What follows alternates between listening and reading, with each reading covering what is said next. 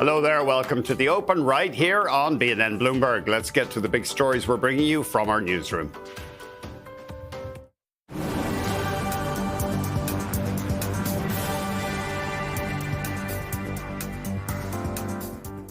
Air Transit and the Airline Pilots Association have reached a tentative deal averting a strike. That agreement comes after more than 11 months of negotiations. Air Transit says operations will return to normal after the carrier cancelled some flights in preparation for the possible walkout. Details of the agreement have not been disclosed, but the union has been aiming for better wages, job security, and quality of life. Union members are expected to vote on the outlined deal in coming days. Teck Resources and Anglo-American shareholders have voted in favor of combining the companies in a $50 billion U.S. transaction that would create one of the world's biggest copper miners. Teck investors endorsed the deal with 89.7% of votes, while Anglo said 99.2% of its shareholders approved the takeover of Teck. The vote marks a significant milestone, but the deal still needs approval from regulators in at least 8 countries, including Canada, the US, China, and the European Union. Canadian retailer Roots posted a jump of nearly 7% in revenue in its latest quarter, boosted by same-store sales and direct-to-consumer sales. Profit, however, lagged expectations due to adjustments tied to employee share-based payments. However, despite the miss, the CEO, Megan Roach, says so far in the current quarter, the company continues to see positive trends. U.S. stocks wavering in the pre-market as we await the interest rate decisions today from both the Bank of Canada and the Fed. Let's see how the TSX has been trading and traded yesterday. It's had a great year so far. Near record highs right now. And let's have a look at oil. Yesterday, Rebecca Babin of CIBC said that even if a trade deal or a peace deal is reached in Ukraine, it might not make much difference in the oil market in the near term because so much Russian oil is making it onto the world market anyway. And let's have a look at gold. The Fed is expected to cut today, and that's generally good for bullion prices. Gold's had a rally over the past few weeks, still down though from its record highs of earlier this year. And let's have a look at the Canadian dollar. If the Bank of Canada, as expected, stands pat, and the Fed cuts, that will tend to support our currency. And finally, let's have a look at Bitcoin. It is well down from its highs and losing a bit of altitude today.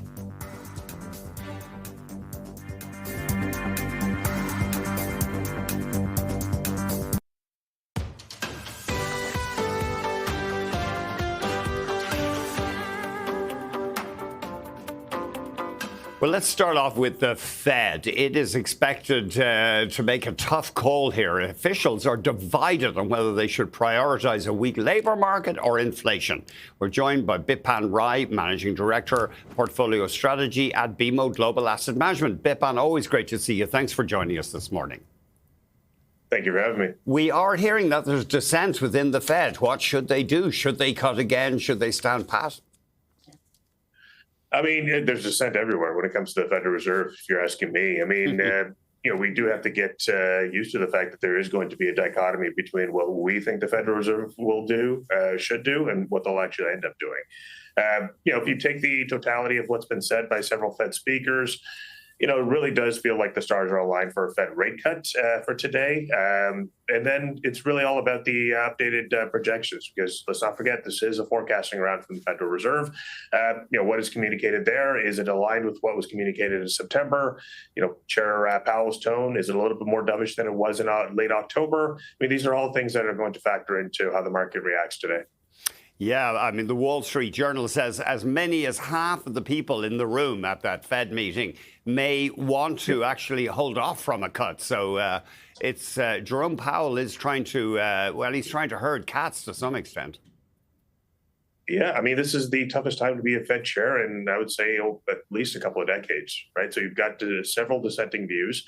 You've got, at best, a fairly murky backdrop, and really how to interpret that is going to be a challenge. I mean, if you look at the U.S. economy right now, if we look at, say, Q3, Q4, we're close to 3.5% to 4% annualized. That's a great rate of growth. At the same time, you look at inflation, you're closer to the upper end of the Fed's tolerable range, so closer to 3% for both headline and core. And at the same time, yes, you are starting to see some signs of strain in the labor sector. But if you look at the unemployment rate, I mean, it's still fairly low relative to prior periods of economic slowdown in the United States. So you can make a reasonably strong case that the Fed should remain on hold today. But that's not the way the market's pricing things. At the same time, there are further cuts potentially coming in 2026 as well that we need to pay tribute to. And that's really the squaring of the message today alongside the cut is going to be something difficult, and we'll be interested to see how Powell threads the needle there. Turning to Canada, we are hearing more and more, well, not predictions, but an expectation that our central bank might even start raising rates late next year. Yeah, it's something that we're seeing not just predicated on Canadian data of late, and certainly you could talk about the string of strong labor sector reports that we've had in this country, and also the decline in the unemployment rate. I mean, let's not forget, we were at 7.1% in September.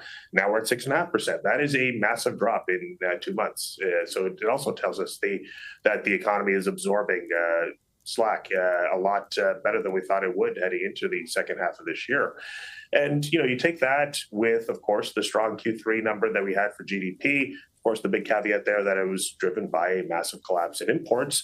But nonetheless, take those things. The momentum is clearly there for a potential Bank of Canada rate hike towards the end of next year. But it's not just a Made in Canada story. We're starting to see this repricing also happen in several other developed markets as well, outside of the United States. And we do think that, taking all those into account, we are starting to see some of that migration towards the way the market is priced in Canada as well. And that's basically a story of why we're starting to see the market move in this direction. Now, do we think there's a degree of maybe a bit of the market getting ahead of itself? Yes, but at the same time, we do have to pay tribute to it. There are other things that could come into play, including the USMCA negotiations and how that plays out towards the middle part of next year. That is also going to be a driver of whether or not the bank actually does end up hiking rates towards the end of 2026. We have got this plunge in the unemployment rate lately in Canada. I guess that's a worry for any central bank, or a potentially overheating labour market, or are we even close to that? No, I think we're still fairly far away from any signs of overheating in this country. I mean, if you look at the guts of the labor force survey and what really drove that decline in the unemployment rate, a lot of it was in an area that's long been a sore spot for this country, and that's the unemployment rate amongst the younger demographics, so the aged 15 to 24-year-olds. So that's actually a fairly constructive sign. But at the very least, what it does tell us is that insofar as rate cuts are concerned, we're likely at the end of the Bank Canada's easing cycle at this point. You say that there is a risk here that the Canadian dollar gets stronger and stronger, and that's tough on us economically in that it makes it harder to export stuff. I mean, at the margin, that's true. It does make our exports a little bit less competitive. And you can make the case that that's probably a stronger factor now, given the fact that, some of our exports, certainly the minority of them, are still being tariffed. But, the first thing I look at whenever I'm looking at projecting foreign exchange rates, at least over the next 3 to 4 months, what are the relative speed directions that, the Federal Reserve is moving compared to the Bank of Canada, and what are the speeds? Now, the Fed is clearly on the way towards lower rates, whereas, in Canada, the Bank of Canada is probably looking at keeping rates on hold for the next little while. So, if you take that into consideration, I mean, it does make sense that we could see some further gains in the loonie compared to the U.S. dollar, at least over the next 3 to 4 months. So, if you are a Canadian investor and you do have exposure outside of this country to the United States, it might make sense to look at some tactical foreign exchange hedges. Bipan, thank you very much indeed for joining us. Thank you for having me. Bipan Rai, kicking off the show there. Bipan is Managing Director in Portfolio Strategy at BMO Global Asset Management. Coming up, air transit pilots have averted a strike with a tentative deal. We'll have more after the break.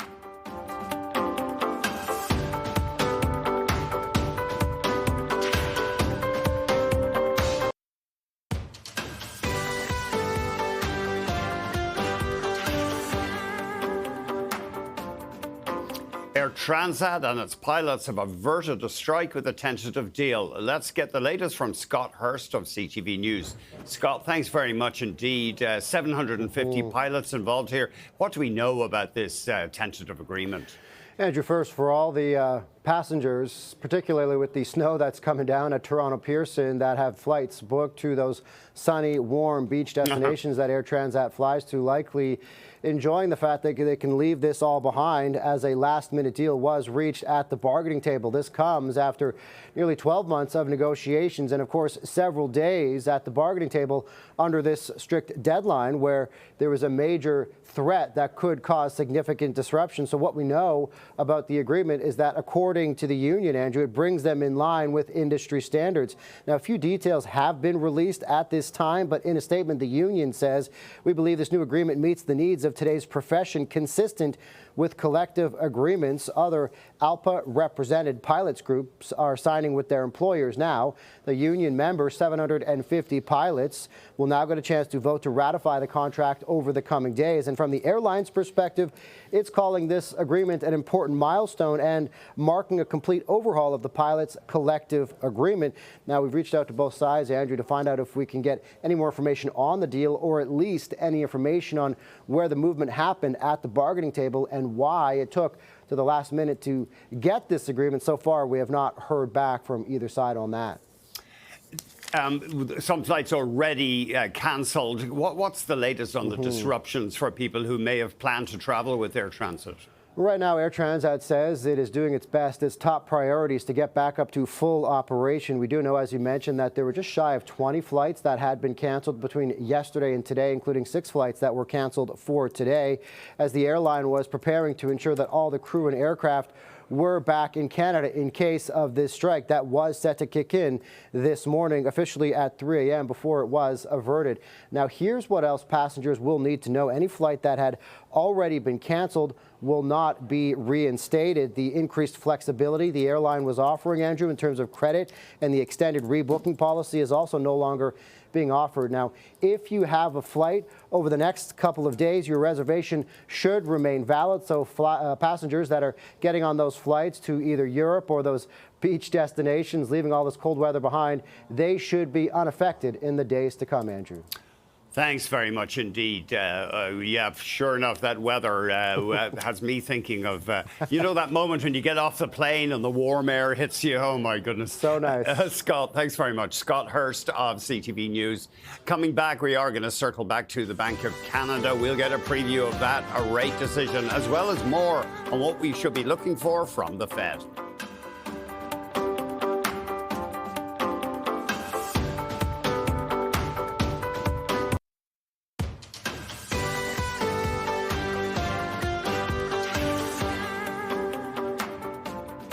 In less than half an hour, the Bank of Canada will be announcing its latest policy rate decision.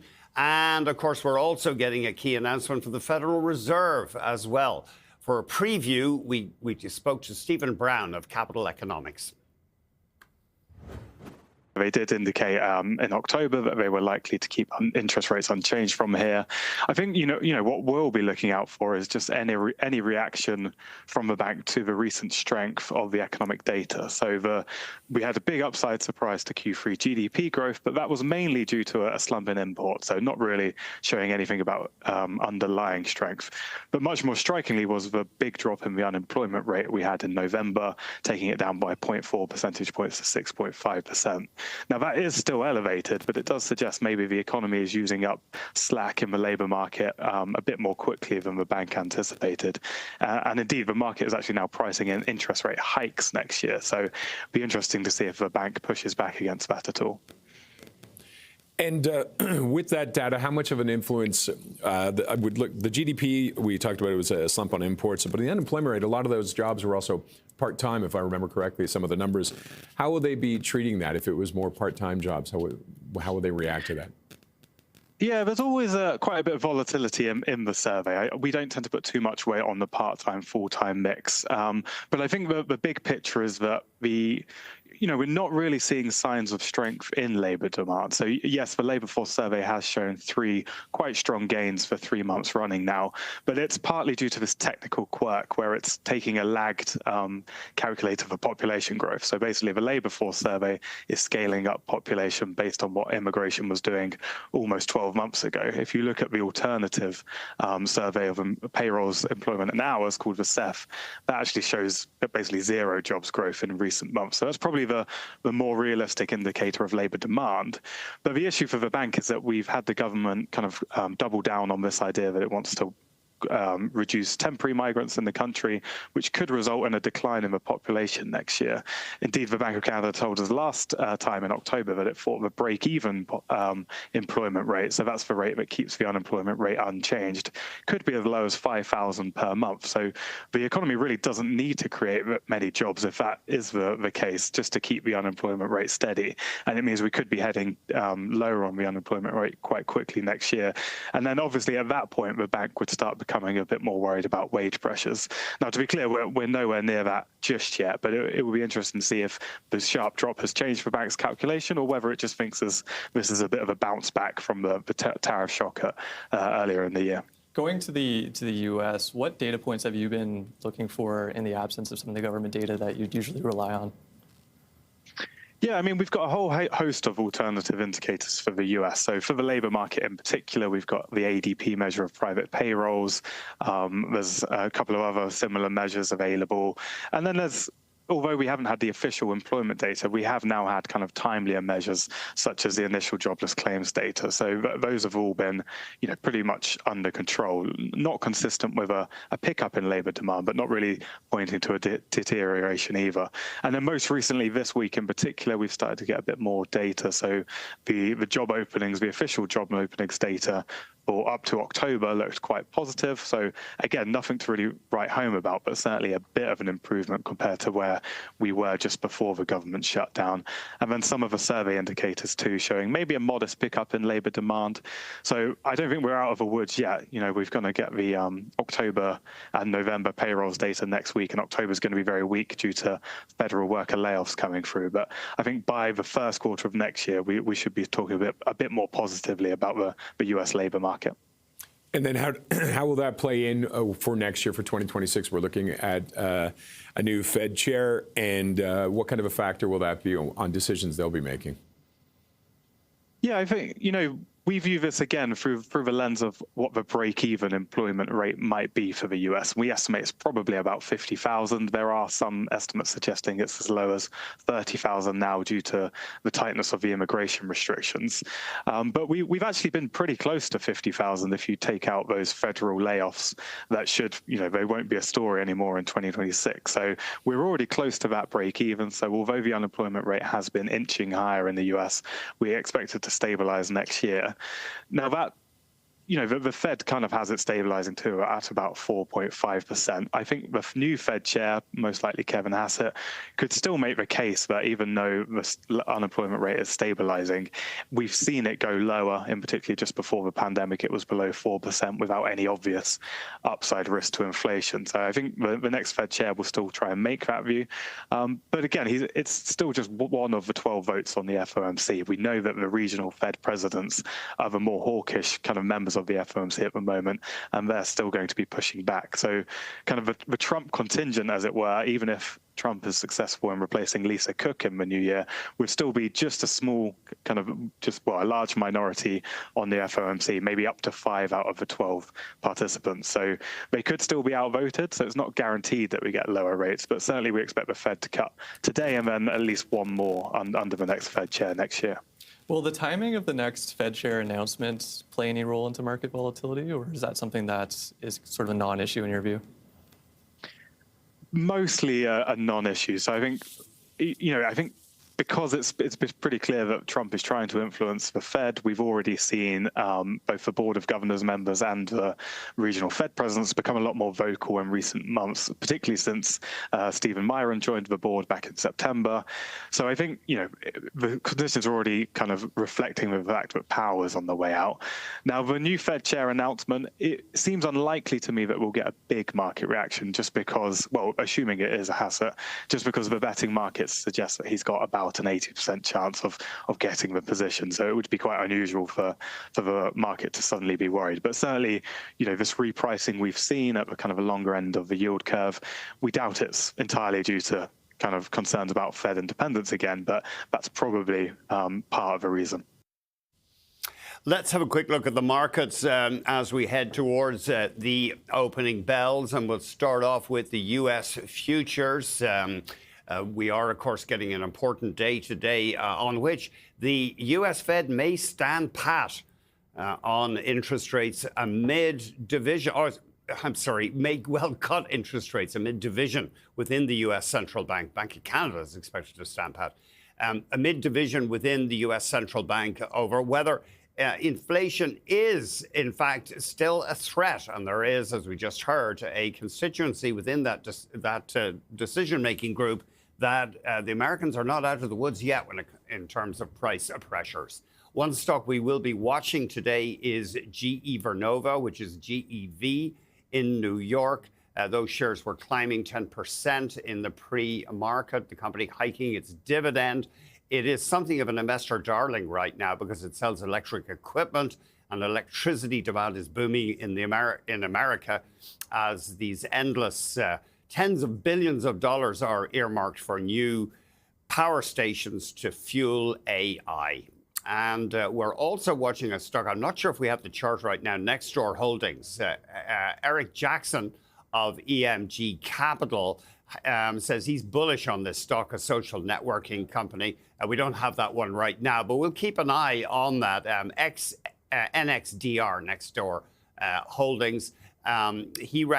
Jackson reckons the social network are entering the agentic AI era with the strongest identity graph in local commerce. Nextdoor shtick is connecting neighbors to find lost cats and other purposes. Also, we're watching Canada's Capital Power. Not sure if we can put up a chart there.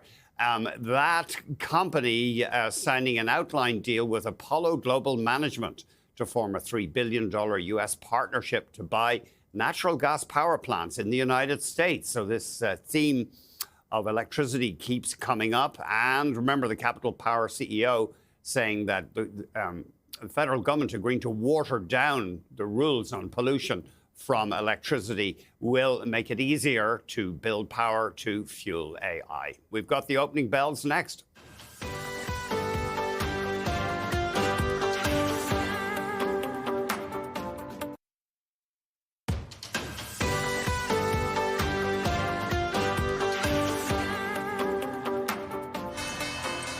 And there you have it, the opening bells on Wall Street, and trading is underway as well in Toronto. Over at the NASDAQ, it's Atlassian ringing the opening bell. At the New York Stock Exchange, the Magnum Ice Cream Company is doing the honors, ticker symbol MICC. Peter DeKulva, the Chief Executive Officer, ringing the opening bell. It's time for the first 15.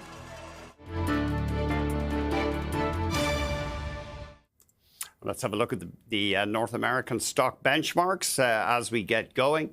The TSX, of course, has had a pretty good year. Still down, though, from the record high of last Thursday. Our market ended at an all-time high of 31,477. Stocks, both sides of the border, down a little bit in early trading. Some stocks of interest here. Transat reaching a tentative deal with its pilots to avert a strike. The pilots set to vote on that pact in the next few days. Capital Power teaming up with Apollo, the private equity giant in the United States, to expand its U.S. electrical generation footprint. Market likes the look of that deal. Also, Roots. Roots came out with its results. EBITDA grew to 7.5 million from around 7.1 million a year ago. The stock slipping a little bit. Okay, and do we look at Capital Power? I'm sorry, did we skip that one? Okay, there we have it. It is up around 2%. Let's have a quick look at Cracker Barrel in the United States. They sparked ire with a plan rapidly dropped to lose their logo of an old fella sitting there. The old logo featured a rural type sitting beside a barrel full of crackers. They dropped that. People were ticked off, the restaurant chain, and they went back. But apparently customers still staying away. Let's check out GameStop, a favorite of the swarm investors. And you can see investors not thrilled about the latest results from that company. And finally, let's have a look at Eli Lilly, the darling of the weight reduction stocks. You can see that those shares holding their own today, up 22% in the past year. And Eli Lilly apparently considering a bid for a company called Abivax. And that stock has turned up quite a bit from its lows of the summer. Okay, we are minutes away from the Bank of Canada interest rate announcement. We'll get a preview from Keith Richards of Value Trend Wealth Management.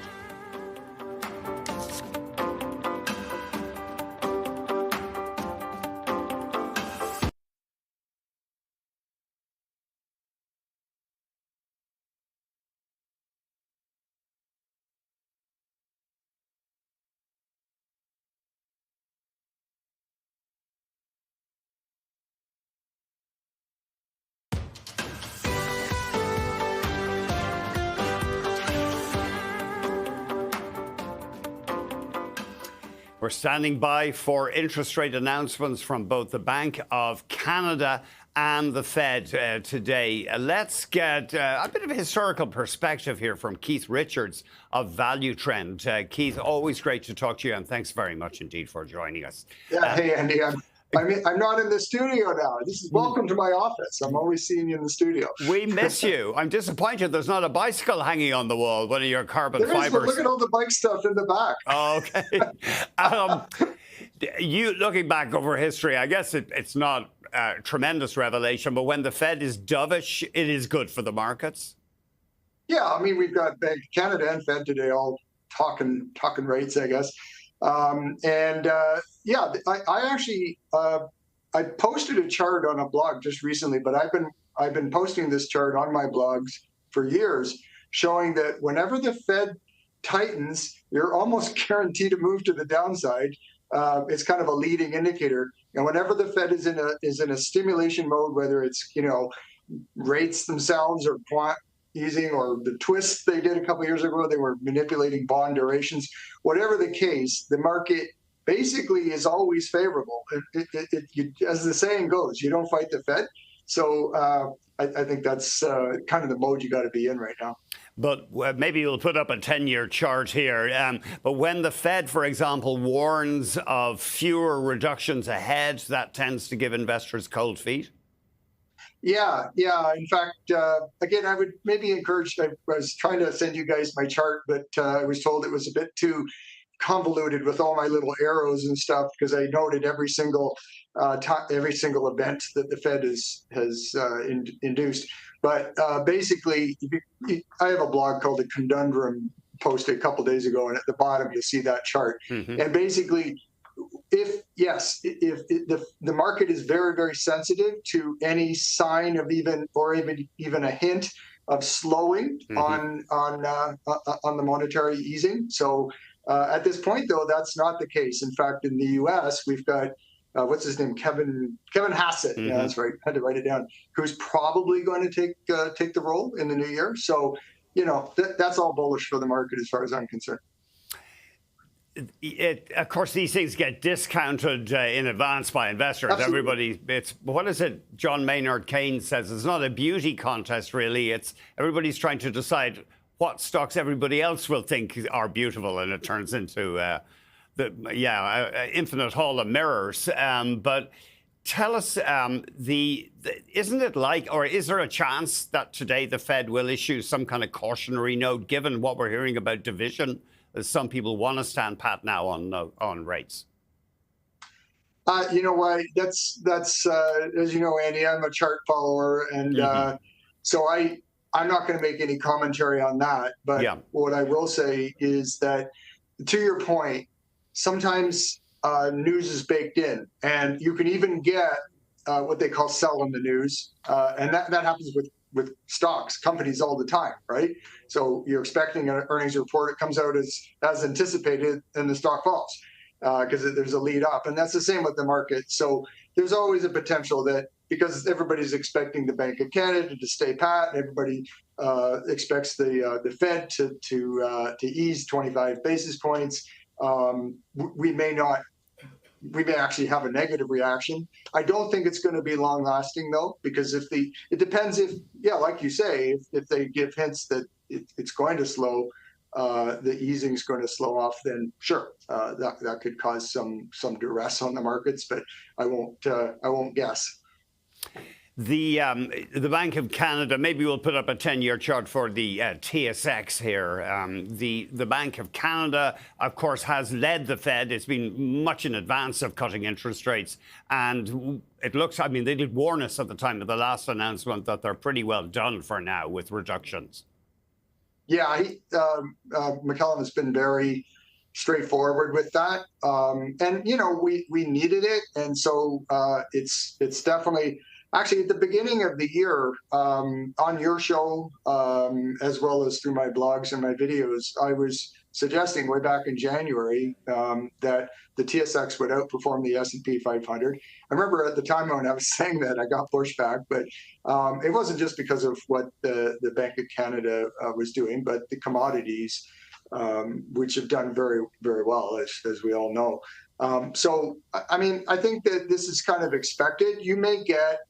Already, we're starting to see, both on the S&P 500 and the TSX 300, there's been a little bit of consolidation. If you kind of look at the way the pattern has been over the past few weeks, we could see a bit more of that. But Santa rally's coming, right? That's the last week of the year into the first couple of days of January, and you'll probably get that usual pop. I think it's an average of 1.5% historically over the past 70 years. You get an average return of 1.5 or so in that week. That's just an average. But I think whatever noise we see in the short term, you'll see that pop. And it's into the new year as to the question I have regarding what the market's going to do, because things are overbought. The TSX is like 14% over its 200-day moving average right now, which is pretty high, and the S&P is like 10 or 11%. So it is still a little overbought. But the TSX needs some pullback. Sorry to cut you off, Keith. Thank you very much indeed, Keith Richards. Joining us there, we're moments away from that Bank of Canada interest rate announcement.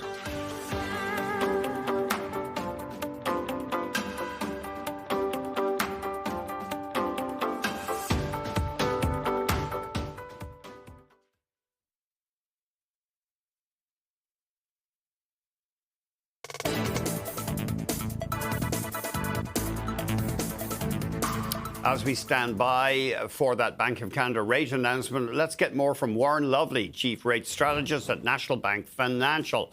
Warren, thank you very much indeed for joining us. Bank of Canada expected to stand pat today. In October, it indicated we think we're done cutting for now. You said there was skepticism, but strong job numbers since then have changed a lot of people's minds. Yeah, I think the earlier review has been validated, Andrew, to be frank, that we've had really some exceptional job creation. The job picture in particular has really surprised everyone, I think, including the Bank of Canada, to the upside. The growth picture's firmed, and inflation is still a little bit sticky here. So while there might have been skepticism that the Bank of Canada was done back in October, I think there's very little debate here that they're holding here at today's decision, staying home for the holidays, effectively. It's funny, we have this job market in America that's been characterized as no firing but no hiring. And is it a little similar here in the sense that there's muted hiring in this country, or muted hiring expectations? Well, that's the key word, expectations, Andrew. The actual data we're seeing from Statistics Canada show us exceptional levels of hiring. Okay. That does stand in contrast to expectations and sentiment indicators that suggest the labor market, the demand for labor is still quite weak. But what we have in hand are 3 straight job reports that really just did blow away expectations to the high side. How reliable is that, though? Because aren't jobs figures notoriously volatile, and you get part-timers and stuff like that? Yeah, absolutely. One month you never really want to put much stock in. 2 months you're maybe a little bit leery. 3, but you've got a bit of a trend. Warren, I'm very sorry to cut you off, but the Bank of Canada is holding its key rate at 2.25%, in line with what analysts had expected. Now, Tiff Macklem, the governor of the bank, saying he and his colleagues expect a weak print for the fourth quarter of GDP and moderate growth in 2026.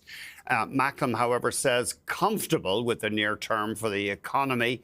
The latest data, and I presume he's referring to the strong job numbers that Warren was talking about, haven't changed our 2026 GDP and inflation forecasts, Macklem says, and naturally, and obviously repeating a theme that he has stressed, the upcoming trade deal review, the USMCA trade deal review, creates uncertainty for business.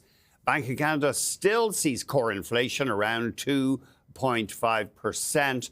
Now, we know that the federal government does plan heavy infrastructure spending and spending on things like defense. Macklem, though, says impact from government spending plans will slowly filter through the economy. And Macklem also saying that tariffs have done damage to growth, but the economy is resilient overall. Warren, I know you haven't had a chance to go over what the Bank of Canada is saying, but it seems like they're sticking to their forecast economically and inflation-wise. Yeah, well, if I just based on what you just read off there, Andrew, and my quick read here, it seems like they're trying to strike a bit of a balance here. On the one hand, the economy has been resilient. It's that job creation that we mentioned. The GDP data, upward revisions there have been a little bit surprisingly strong as well. What they're trying to say at the same time is, on the other hand, there's still a lot of uncertainty, particularly on trade. And let's just be a little bit cautious and patient as it relates to all those government stimulus dollars, all those investment dollars. Those will create investment and jobs, but they're likely to come a little bit later. I think this is the right assessment, to be frank. It's a balanced assessment. You don't want to be encouraging markets to be expecting interest rate hikes in the short term. I think that's far too premature to be providing that type of guidance. The other thing I think that they're saying as well is that, look, we're still watching inflation here.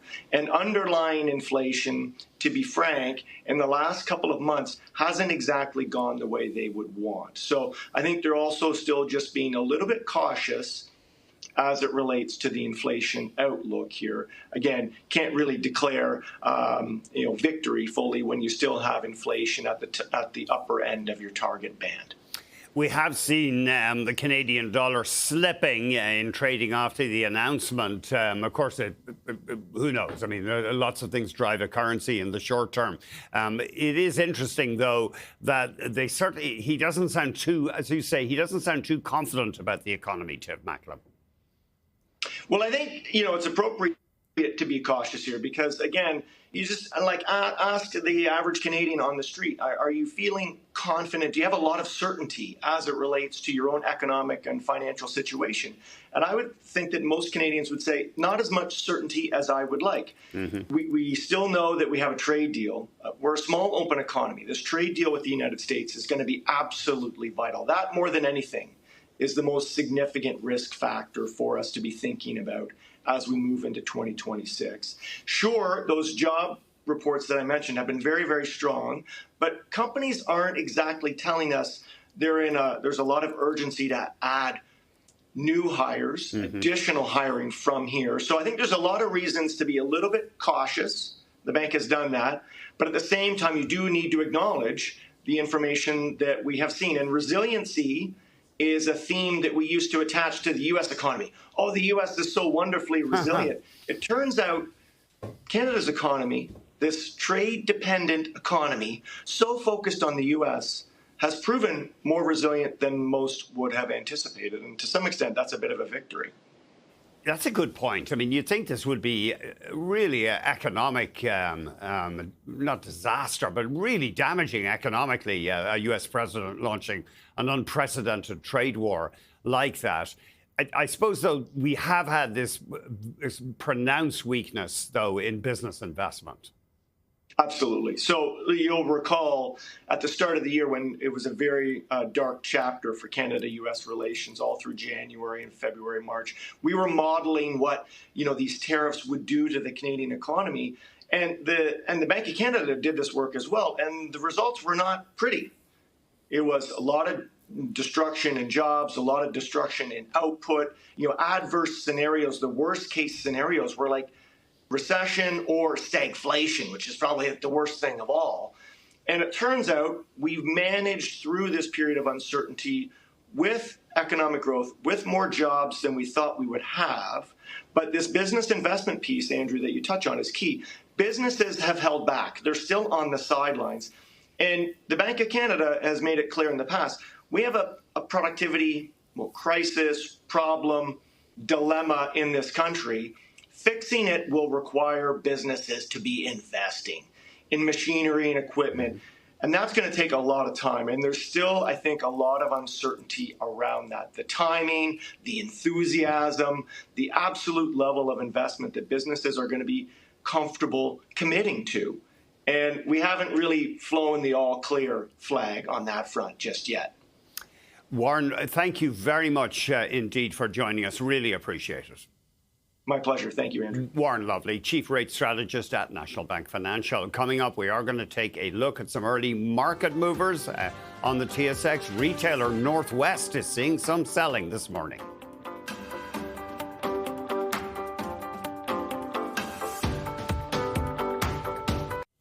Three government ministers were present yesterday to announce an investment in military satellites built and operated in Canada to watch over the Arctic and warn against foreign threats as part of North American air defense. CTV's Judy Trin filed this report. These are not just defense assets, they are nation-building assets. Three federal ministers present to announce a nearly $3 million investment in military satellites built and operated in Canada to surveil the Arctic and warn against foreign threats as part of North American air defense. It will be operated here from Canada by Canadians, so it really is a sovereign capability. It's sovereignty that continues to be challenged as Donald Trump pulls back support of Western allies in the administration's newly released national security strategy. And what the United States of America chooses to do through its national security strategy is its choice. What we intend to do here with a new Canadian national security strategy is our choice. So we will continue to manage the relationship well. The White House document calls for the U.S. to restore American preeminence in the Western Hemisphere and demands other nations make the U.S. its partner of choice while discouraging collaboration with others. It's a kind of coercive economic nationalism. Canada's former ambassador to NATO says the strategy could be viewed as hostile, that it lumps Canada in with Latin America, positioning it as a vassal state existing only to further American interests. Focuses on buy American. We're going to push out competitors out of your markets because we're going to be the preeminent power in the region. The Trump doctrine seeks to weaken China. It also calls for Europe to stand on its own 2 feet and is against NATO expansion. The Kremlin says the American strategy aligns with Russian policy. Judy Trin of CTV News. Let's check in on the stock market. We'll start off with the TSX holding its own in morning trading right now. Remember, it was a little weak at the open, but we did get the Bank of Canada sticking with its economic forecast, essentially, after strength in the labour market over the past few months. And there is the TSX up 22% in the past 12 months, excluding dividends. Big traders today, Canadian Natural down about $1. Canadian National Rail edging up, and TD Bank and Royal Bank both higher. So that's helping to support our market. Let's have a look at Transat. It has averted a strike by pilots for now. Those pilots are set to vote on a tentative labour deal within the next few days. Northwest Company out with its latest results. It looks as though sales not delighting investors. The stock down about 5%. Sales came in, there was a slip of 0.5% year over year. Sales were 634 million. The street was closer to 639 million. Capital Power teaming up with Apollo, the global equity giant, in a tentative deal to build out electrical capacity in the United States. And of course, that's a hot topic now with booming demand from AI. And let's have a look at Roots, see how it's faring. And you can see investors happy enough with the latest results. Oh, sorry, mildly unhappy with the latest results. I was looking at the one-year rally, though, in Roots stock. It's shot up 65% over the past 12 months. And let's have a quick look at the loonie. It did drop after the Bank of Canada stood pat on interest rates. It's down about 0.1% against the US currency. And let's have a look at oil. Let's see how it's faring this morning. And yep, no joy there. Trading below $58. No joy for the oil bulls. Up next, more on the Bank of Canada decision.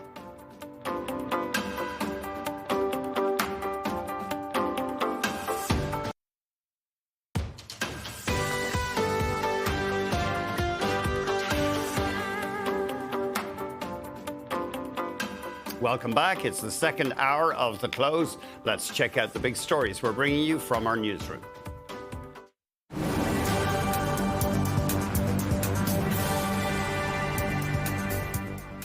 Bank of Canada has left its benchmark interest rate unchanged. Central Bank says tariffs have done damage, but the Canadian economy remains resilient. Governor Tiff Macklem says fourth quarter gross domestic product is expected to be weak, with just moderate growth next year. Macklem says, however, that policymakers are comfortable with the near-term outlook for the economy.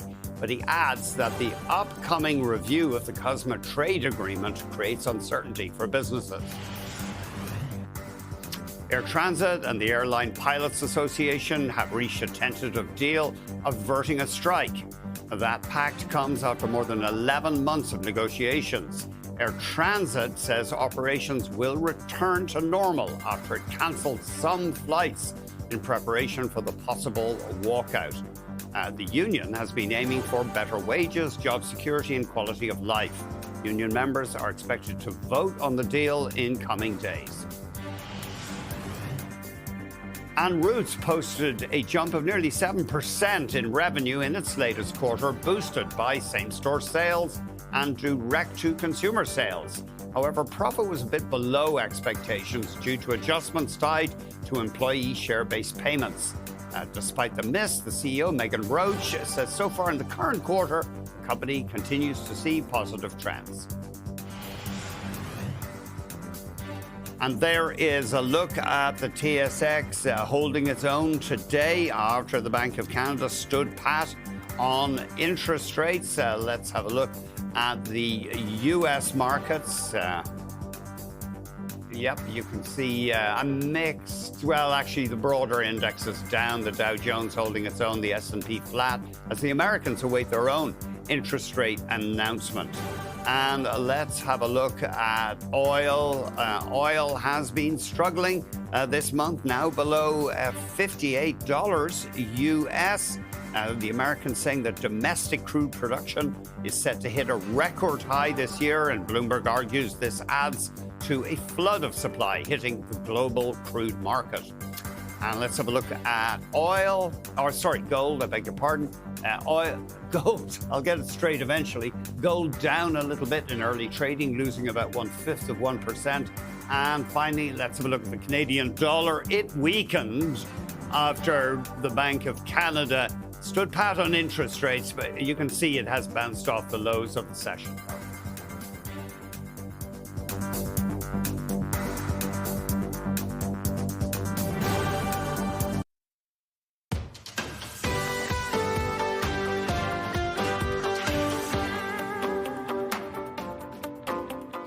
Let's get more on that Bank of Canada decision from BNN Bloomberg's Lindsay Biscaya. Lindsay. Yeah, so Andy, big news today coming out, the Bank of Canada holding the rate steady at 2.25%. And Governor Tiff Macklem says that this really shows that Canada's economy is proving resilient in the face of the ongoing kind of trade turbulence that we're seeing with the U.S. Now, market data showed that economists did predict this to happen. We didn't expect the Bank of Canada to actually raise or lower the rate this time around.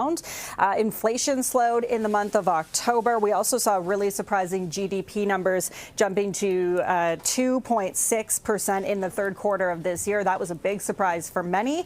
And jobs data out last week also showed the unemployment rate dropped a little bit by 0.4%. But enough for people to think that maybe all of this data we're seeing coming in would also help in the Bank of Canada's decision to stay steady and not cutting that rate once again. But we were speaking this morning with Stephen Brown of Capital Economics, and he said that despite this jobs data we saw last week, we're really not seeing strong numbers when it comes to unemployment. Here's what he had to say.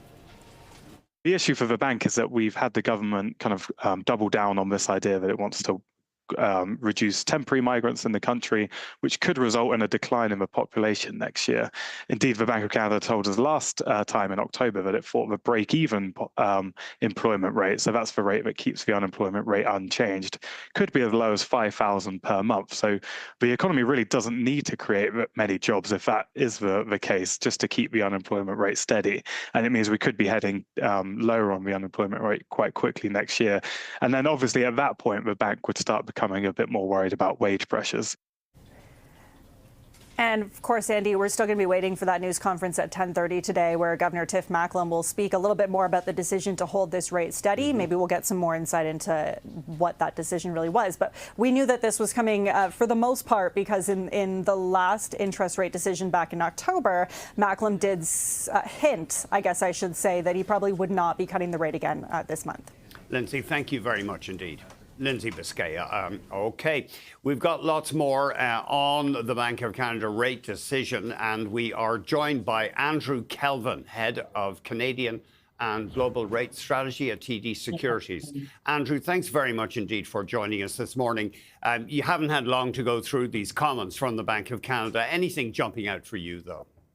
Yeah, thank you for having me. I think what the Bank of Canada is trying to do here was push back on some of the maybe more excitable interpretations of the recent Canadian economic data. After that jobs number, people were starting to talk about potentially the Bank of Canada hiking rates, as early as 2026.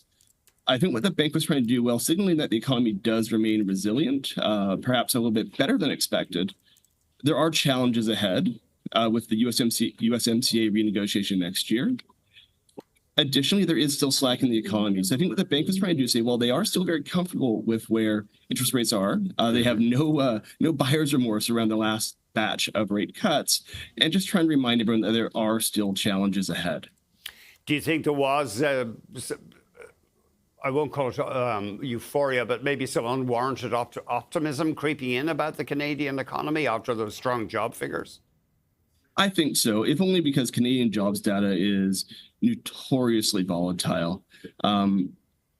There are still challenges ahead. If you look at the Q3 GDP data, well, it was quite a bit stronger than expected, about 2.5%, 2.6% annualized growth. Consumption activity was quite soft in the third quarter. And this is an economy that has some catching up to do. Even with the unemployment rate falling quite sharply after that last jobs report, 6.5% still a higher unemployment rate than Bank of Canada would probably like to see. The Canadian dollar slipped. I know you're not well, I mean, you watch currencies very, very closely. Canadian dollar slipped initially after the announcement. It has come back a bit. But why?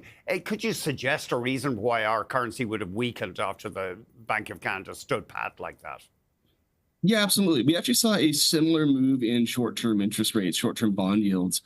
There were subsets of the investor community that had been looking at recent Canadian data and was starting to position for the idea that the Bank of Canada may have to start moving rates higher much more quickly than anticipated. Like markets are pricing in rate hikes for late in 2026. And because markets are sort of a an opinion weighting machine, there would have been individuals in there who would have been positioning for moves quite a bit more quickly.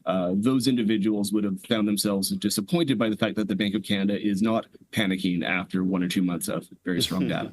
And actually, Andrew, you may have touched on this, I'm sorry, but what is your shop? What is your view on the next rate hikes from the Bank of Canada? Are they possible in late 2026?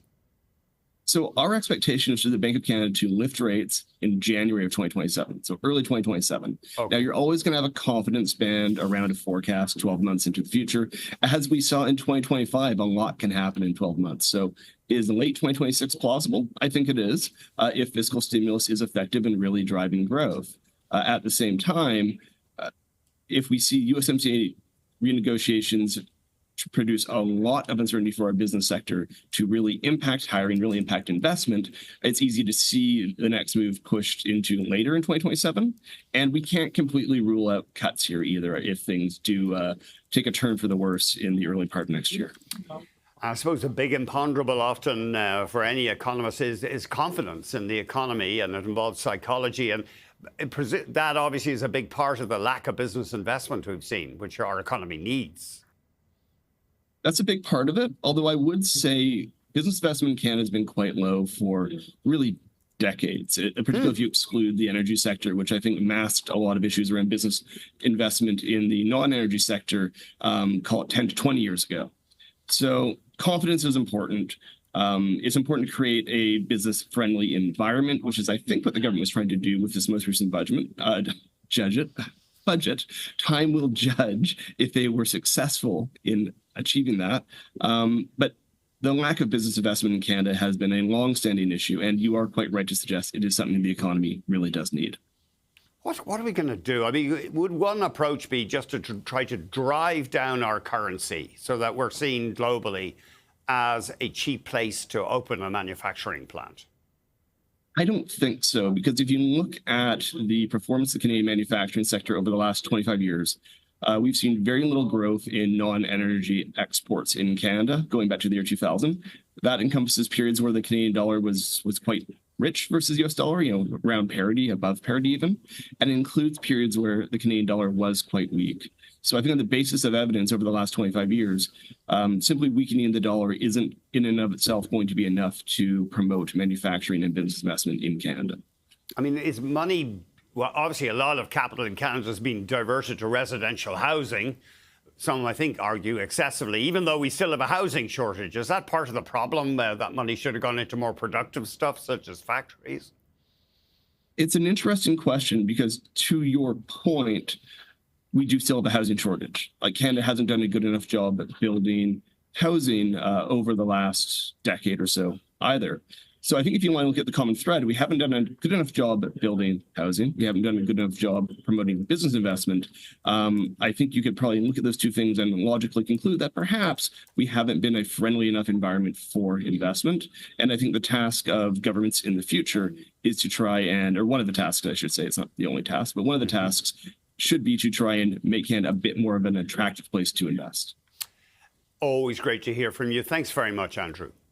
Thanks for having me. Always a pleasure. Have a good day. You too. Andrew Kelvin, Head of Canadian and Global Rate Strategy at TD Securities. Okay, potash was on the radar yesterday after US President Donald Trump threatened Canada with, quote, severe tariffs on fertilizer. We are going to talk to a potash player after the break.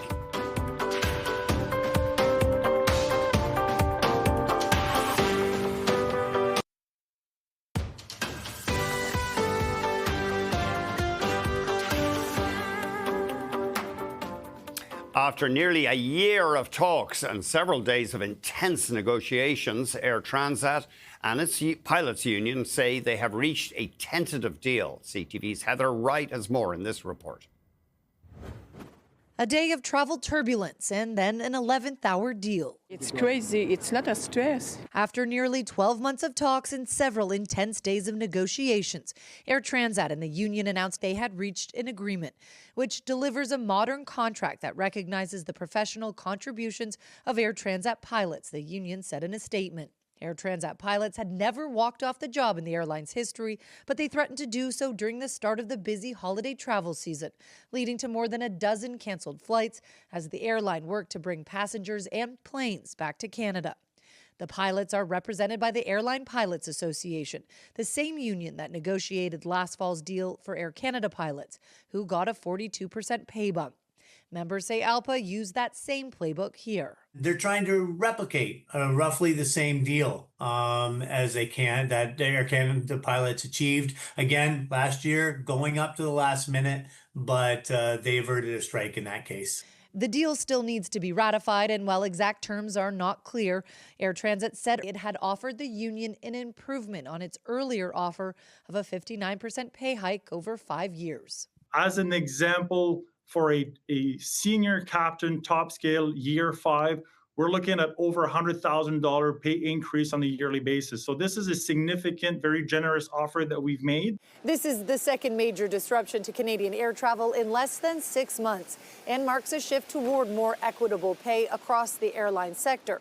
Just as Air Transat pilots are looking for compensation similar to what other airlines pay, it is expected that flight attendants will want a deal like the one their counterparts at Air Canada got when they went on strike back in August. Okay, good news for Christmas travelers anyway who were booked on Air Transit. Yesterday, U.S. President Donald Trump threatened Canada with, quote, severe fertilizer tariffs. That had some in the industry scratching their heads because he's been reducing these levies on fertilizer imports from this country. Now, if he reverses course, and we don't know if he will, it would make U.S. farmers pay more for these crop nutrients.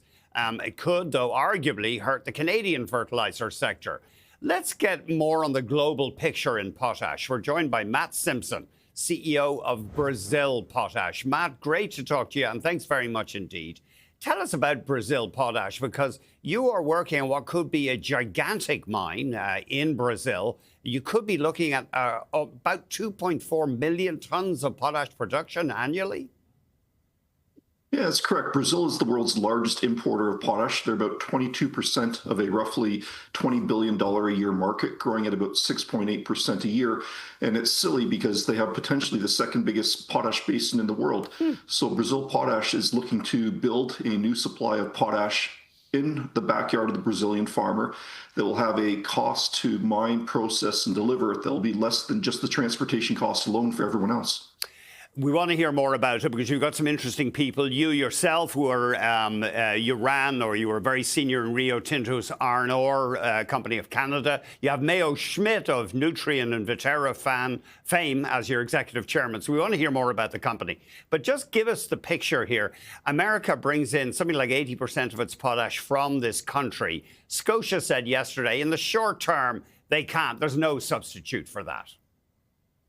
Yeah, that's correct, Andrew. I mean, there's 3 countries, being Canada, Russia, and Belarus, that supply about 80% of the world's potash. Canada makes up about 40% of that. The U.S. is the 3rd largest consumer in the world at about 12 million tons a year, but imports 95% of its needs. Over 80% of it comes from Canada. So if Trump were to put tariffs onto Canadian potash, it would inevitably result in prices being passed on to the farmers and ultimately everyday consumers in the grocery store, because there is no displacement. They'd really be looking to the Russians and the Belarusians to make up tonnage, who are largely committed to China and India. And they are working on something, Michigan potash, but it sounds like it would be a bit more than 1 million tons, and it could take years before that thing is running. That's correct. There is a little bit of domestic potash production in New Mexico right now. There's some deposits in Utah, but the biggest potential asset in the United States is the one you referenced in Michigan that does have good quality ore. But even there, when that project comes online, the U.S. would still be heavily reliant on Canadian imported material, especially given our inland rail connections between countries. Yeah, of course. And this stuff, infrastructure, it's a bit like iron ore, I guess. Yeah, the trains, the giant trains and infrastructure. It's not like gold. You can put it in a helicopter. Before we get back to Brazil Potash, so that is a strategic vulnerability, I guess. Russia and its sidekick Belarus, a huge global supplier. That's correct. I mean, globally, we're extremely exposed by having such a high concentration, especially when you consider Russia, Belarus, and if you want to throw in Israel, countries that are sanctioned or recently had wars, you have half the world's potash supply. And this is one of the 3 essential nutrients used to grow food. And you're spot on. It is a bulk commodity, and transportation is typically somewhere around 2.5 times the cost of mining and processing. So how would you move the potash then that you produce to crucial markets? I guess domestically, how would you do it?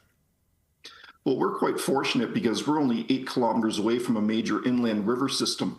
So in our case, most of the farming in Brazil occurs in what's called Mato Grosso state. And Brazil is blessed because they have a year-round climate that allows them to grow 2.5 crops a year, whereas most other countries like Canada or the US can only do 1. It has amongst the highest amounts of fresh water in the world, but its exposure is that it imports over 95% of its potash. So today, farmers in Mato Grosso export a little over 8.5 million tons of soybean, cotton, corn to routes in the north. And there's a transshipment terminal only about 60 kilometers away from us where river barges are reloaded onto ocean-going vessels for export. And on the backhaul, there's only about 700,000 tons of transport. So instead of those barges and trucks going back empty to the farmers, we'll load them with potash. Oh, that's interesting. What will your project cost roughly to build? The total project cost will be about $2.5 billion to build, out of which we'll get about $1.8 billion in debt. We do have a royalty option that'll bring in about another $150 million. And then we're looking at what's called a build, own, operate, transfer for some of our infrastructure, which could cover about another $200 to $350 million. So we're really trying to make that equity investment as small as possible. And would you see yourself selling it into the U.S. market, or I mean, it sounds like domestic demand would be plenty to account for your production? We'll initially supply somewhere around 17% of Brazil's domestic need, but this basin in Brazil is absolutely massive. It has the potential to be about 2/3 the size of the basin in Saskatchewan. So over time, you could definitely ramp up production quite meaningfully. And our marketing estimates show that we can undercut all of Latin America and all the way up into the southern United States, such as Florida. We'd better jump. Thank you. And just a reminder, of course, Matt Mayo Schmidt, well known in the fertilizer industry, is your executive chairman. So you signed up a big name there. Matt, thank you very much indeed. Appreciate it. Matt Simpson, CEO of Brazil Potash. Coming up, notable calls. RBC is growing a little cooler on Agnico Eagle stock. We'll be right back.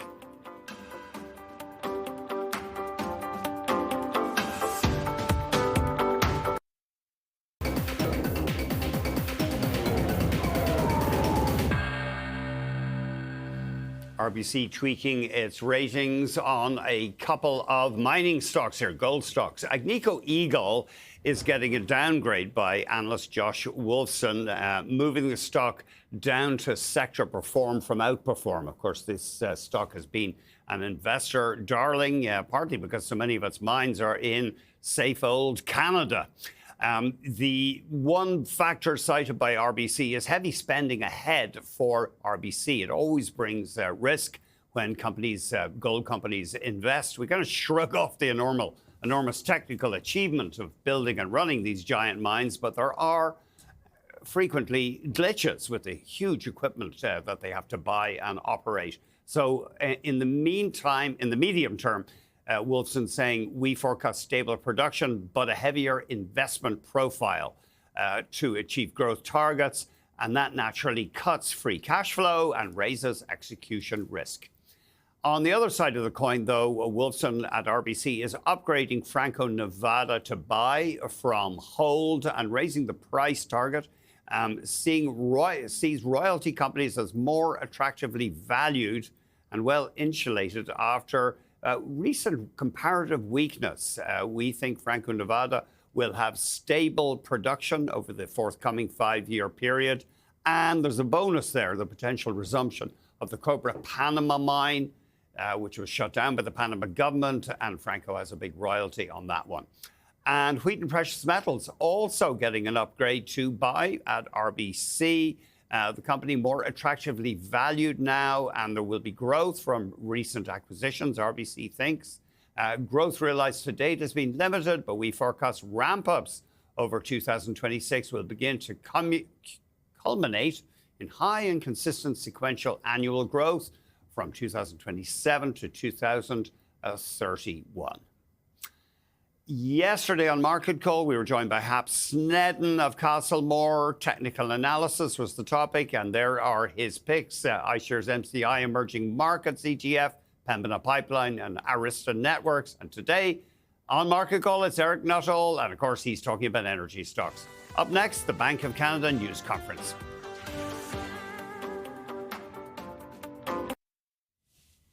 We're heading over now to Ottawa for the Bank of Canada's news conference. And the bank is saying, sure, there are threats to the economy, but it turns out that the economy may have been stronger than we thought before U.S. President Donald Trump launched his tariff war. I think we can go right now to Tiff Macklem, the governor of the bank. Hello, I'm Rebecca Spence with the press office at the Bank of Canada. Bonjour tout le monde. Welcome to the Bank of Canada and the press conference following today's interest rate announcement. Le gouverneur Macklem va prononcer sa déclaration préliminaire. Ensuite, on va tourner aux questions des governor journalistes. first, and after that, journalists will have an opportunity to ask questions. Deputy Governor Carolyn Rogers will be pleased to take questions until about 11:15. Over to you, Governor. Thank you, Rebecca, and good morning. I'm very pleased to be here with the Senior Deputy Governor to discuss our monetary policy decision. Today, the Governing Council maintained the policy rate at 2.25%. We have three main messages. First, steep U.S. tariffs on steel, aluminum, automobiles, and lumber have hit those sectors hard. And uncertainty about U.S. trade policy is weighing on business investment more broadly. But so far, the economy is proving resilient overall. Second, inflationary pressures continue to be contained despite added costs related to the reconfiguration of trade. Total CPI inflation has been close to the 2% target for more than a year now, and we expect it to remain near the target. And third, in the current situation, Governing Council sees the policy rate at about the right level to keep inflation close to the 2% target while helping the economy through this period of structural adjustment. Nevertheless, uncertainty remains high, and the range of possible outcomes is wider than usual. If the outlook changes, we are prepared to respond. Today, Governing Council maintained the policy interest rate at 2.25%. We have three main messages. First, steep U.S. tariffs on steel, aluminum, autos, and lumber have hit these sectors hard. And uncertainty about U.S. trade policy is weighing on business investment more broadly. But so far, the economy is proving resilient overall. Second, inflationary pressures continue to be contained despite added costs related to the reconfiguration of trade. Total CPI inflation has been close to the 2% target for more than a year now, and we expect it to remain near the target. And third, in the current situation, Governing Council sees the current policy rate at about the right level in order to keep inflation close to 2%, while at the same time helping the economy through this period of structural adjustment. Nevertheless, uncertainty remains high, and the range of possible outcomes is wider than usual. If the outlook changes, we are prepared to respond. So let me expand on how we're interpreting new information, the new information we received since we published our October monetary policy report. In November, Statistics Canada published broad revisions to Canada's economic growth numbers for 2022, 23, and 24. The revisions suggest the Canadian economy was healthier than we previously thought before we were hit by the U.S. trade conflict. In particular, they suggest both demand and economic capacity were higher coming into this year. This may explain some of the resilience we're seeing in more recent data. After falling 1.8% in the second quarter due to sharply lower exports, Canadian GDP grew 2.6% in the third quarter. This was much stronger than we expected, but largely reflected volatility in trade. Final domestic demand was flat in the quarter. We expect growth in final domestic demand to resume, but with an anticipated decline in net exports, GDP growth is likely to be weak in the fourth quarter before picking up in 2026. The labor market is showing some signs of improvement. After declining through the summer, employment has posted solid gains for the past 3 months, and the unemployment rate has declined to 6.5% in November. Since the start of the year, there have been significant job losses in trade-sensitive sectors, but in recent months, employment in these sectors has been more stable, so gains in other sectors, particularly services, have boosted overall employment. Looking ahead, however, we're seeing muted hiring intentions across the economy.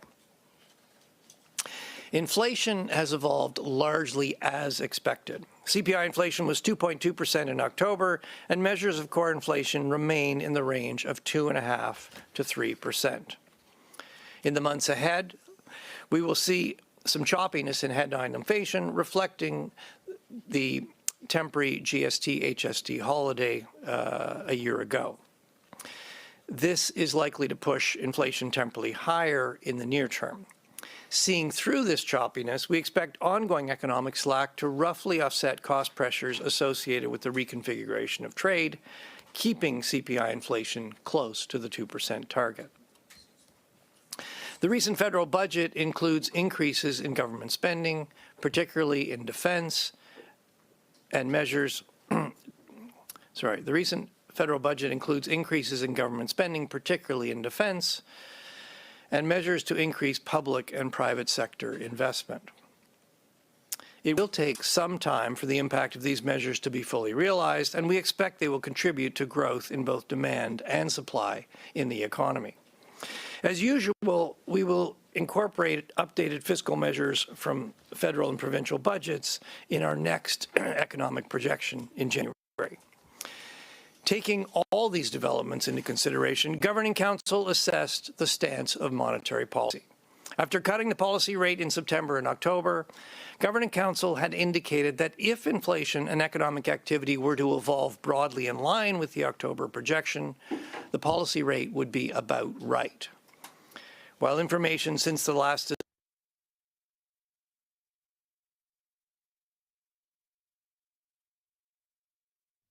Sounds like we're having an audio problem there. Sorry with that Bank of Canada news conference. We'll get back to Governor Tiff Macklem. Here he is.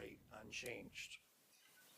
We agreed that a policy rate at the lower end of the neutral range was appropriate to provide some support for the economy as it works through the structural transition while keeping inflationary pressures well controlled.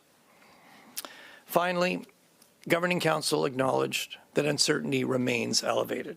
This includes the unpredictability of U.S. trade policy, and in particular, the upcoming review of the Canada-U.S.-Mexico agreement is creating uncertainty for many businesses.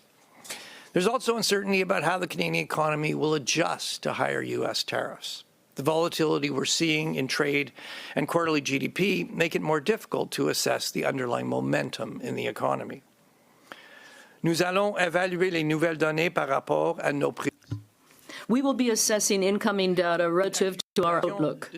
If a new shock or an accumulation of evidence materially change the outlook, we are prepared to respond. Increased trade friction with the United States. That cut out again, and we're sorry about that. We are working on that. So the Governor, Tiff Macklem, highlighting the usual dilemma for any central bank, actually working out what the data is telling them. We've had 3 months of strong job growth in Canada, creating almost 200,000 net positions. We haven't seen weakness in the Canadian dollar today. Focused on ensuring Canadians I think we can go back now to Tiff Macklem. in price stability through this period of global upheaval. Relative to our outlook. If a new shock or an accumulation of evidence materially change the outlook, we are prepared to respond. Increased trade friction with the United States means our economy works less efficiently with higher costs and less income. This is more than a cyclical downturn. It's a structural transition. Monetary policy cannot restore lost supply, but it can help the economy adjust as long as inflation is well controlled. The Bank of Canada is focused on ensuring Canadians continue to have confidence in price stability through this period of global upheaval. And with that, we'd be very pleased to take your questions. Thank you, Governor. We'll start with questions here in the room and then go to reporters who are joining us remotely. As usual, please limit yourself to one question so that we can get to every media outlet. Before asking your question, kindly state your name and affiliation. Avant de poser votre question, Please note your affiliation before asking your question, and feel free to ask your question in the official language of your choice. Mark. Thank you for taking the question. Mark Reynolds with the Globe and Mail. Wondering about the labor market. We've had 3 strong reports in a row. You seem to be downplayed a little bit, talking about weak hiring intentions, trade-sensitive sectors being hit. And so I'm just wondering how we should be thinking about how you're thinking about those 3 strong reports and the state of the labor market right now. Well, look, first, Mark, I mean, we're pleased to see the improvement in the labor market. And as you said, we've had, three reports with important job gains. The unemployment rate has come down to 6.5% in November. It's ticked down through the last 3 months. Pretty big move in November. So, look, that is encouraging. And I mean, if you look at what's going on in the labor market, we saw some big job losses in the summer. Those were concentrated in sectors sensitive to trade.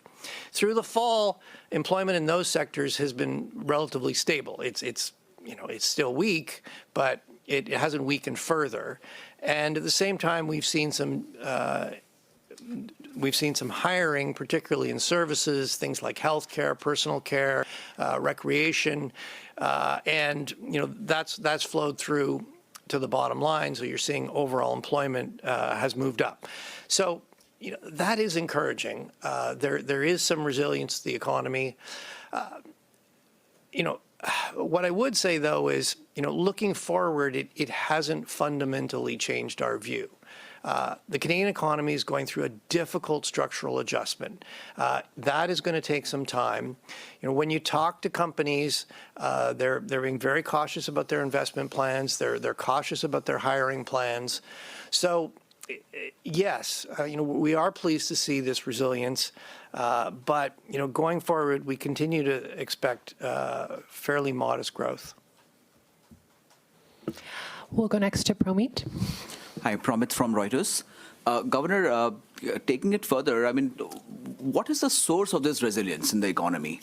I mean, considering that we have tariffs and we have uncertainty about USMCA, why is this resilience coming from? Where is the resilience coming from? Look, it's a good question. And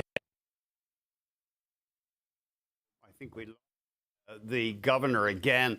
There is the Canadian dollar, so you can see holding its own. The governor stressing, as you might expect, the problem, because we don't know, the problem with uncertainty, because we don't know how this trade deal negotiation will pan out. I think we can go back now to the Bank of Canada Governor, Tiff Macklem. But the other thing you saw is that business investment was stronger, and productivity growth, while still weak, went from 0 to about 0.5. So, both demand and supply were stronger. So as we came into this year, the economy was healthier than was previously reported, and that may be explaining some of the resilience we're seeing in the more recent data. The second thing I would point to is that we have very steep tariffs on some key sectors in our economy: steel, aluminum, autos, lumber. But for the rest of the economy, it continues to operate largely tariff-free with the United States. If you're compliant with CUSMA, outside of those sectors, you're still operating under the Canada-U.S.-Mexico trade agreement. So, I mean, Canada's actually, as significant as these tariffs are, Canada's average. The average tariff rate on Canada from the United States is one of the lowest in the world, about 6%. So, and what you're seeing is, those sectors have been hit hard, but we haven't seen big spillovers to the rest of the economy. We're seeing some, so overall, the rest of the economy is showing some resilience. We'll go next to Kevin.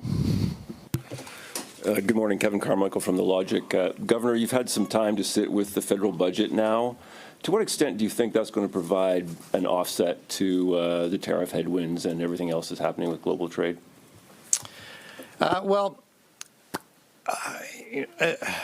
you know, I don't have an updated forecast for you, but you're right. We certainly have been looking at the federal budget. We will take those measures along with, there's also been some provincial budgets, and we'll build those into our revised outlook that we published in January. What you see in the budget is there's some increases in government spending, particularly on defense, that'll support demand. There are a number of targeted measures. Actually, a lot of those were announced before the budget, but they're in the budget to support those hard-hit sectors I just mentioned.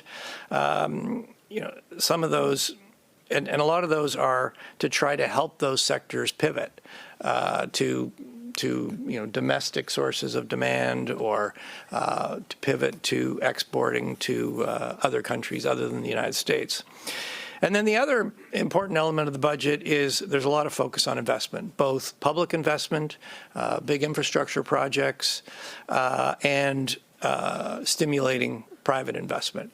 I would say two things about the budget. We're still working through the macroeconomic implications, but I'd say two things. One is it's going to take some time for the impact of those measures to be realized. I mean, first of all, it takes time to actually get the money out the door, to get those projects going, and then it's going to take time for those to show up in the economy.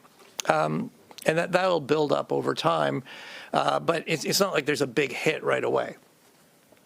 The second thing is, the impact's going to depend importantly on the speed and the effectiveness of the execution, and importantly, particularly on investment, it's going to depend on the uptake from the private sector. So, I mean, those things, we're going to have to come up with some forecasts of those things. And then the final thing I'll say is that, the budget is going to add to both demand and supply. We'll have to work out the relative balance there. But, to the extent that it's adding capacity as well as demand, it's not adding a lot of additional inflationary pressures. We'll go next to Paul. Governor, do you think traders are getting ahead of themselves in pricing in rate hikes in the second half of next year? Paul, I'm going to let traders decide what trades they want to make. What can I say? I think we've been pretty clear that we think the policy rate, given how we see things right now, we think the policy rate is about right, in the sense that we think it's about right to keep inflation close to 2%. And, given that we're at the lower end of our neutral range, providing a little bit of support to the economy to help it work through this structural adjustment. That's how we see things now. How we see things going forward, well, that's a more difficult question, and I'm not going to put our policy on a timeline. I think what markets can count on is, we're going to take our decisions one at a time based on the best available information, and as our views evolve, we will update Canadians. We'll update markets. The other thing, I would point markets to is we're going to be assessing incoming data relative to our outlook, and we'll be doing that in a symmetric way. If our outlook changes material in either direction, either because there's a big shock or because there's an accumulation of evidence one way or the other, we're prepared to respond. We'll go next to Jordan. Good morning. How concerned are you about the reliability of GDP coming out of Statistics Canada, given the revisions to GDP in recent years? And you spoke about the volatility in quarterly data as well moving forward. So what ramifications does that have for monetary policy decisions if you're not getting a full picture of growth until after the fact? Well, I would underline Statistics Canada has a very tough job. And anytime you've got a lot of volatility in the data, that job gets harder. It has been compounded by the fact that you wouldn't think that the U.S. shutdown would really affect Canadian data, but in fact it does, because there are a number of bits of data that actually Statistics Canada gets from the U.S. The most important one being our exports to the United States are collected at the U.S. The data for that's collected when they get imported in the United States. Similarly, we send the U.S. imports into Canada, into the U.S. So with the shutdown, the data on exports is not as good as normal. Statistics Canada does have some other indicators, so they've made their best estimate. But yes, it does. In the fullness of time, when U.S. data comes in, yes, there is a prospect of some larger than normal revisions. So yes, that does. You do need to look at all the indicators and try to sort of look through and see where's the underlying momentum, and revisions could make that a little more complicated. But fortunately, the U.S. shutdown is over. That will pass. We will work our way through it. We'll go next to Annie. Hi, thank you for taking our questions. The bank often talks about inflation returning to target, but a lot of Canadians who are listening to this don't care as much about inflation rates, they care about costs. So how does your current policy rate take into the fact that prices remain historically high and wages aren't keeping pace? And what do you say to Canadians who are struggling with affordability this Christmas? Well, it's a very good question, and I think we might take this one together because it is such an important question, and we're hearing the same thing from Canadians that you're hearing. I'd say a couple things. First of all, inflation has been around 2% for more than a year now, but as you indicated, as we came out of COVID, inflation was much higher. Prices went up. And inflation's come back down, but prices have not. So yes, many Canadians are feeling squeezed by the cost of living.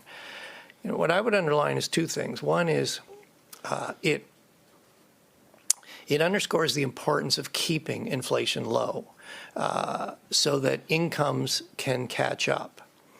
The other thing I would stress is that we're not going to lower prices overall. That's not how, if we were to try to push the whole price level down, that would cause a severe recession in Canada. Nobody wants that. So we're not going to become, things are not going to become affordable by lowering prices overall. The other element, we need to keep inflation low. The other element to improving affordability is to grow income. And how do we grow income? Well, we need to improve our productivity. We need to invest more. We need to diversify our trade. That's what's going to grow income.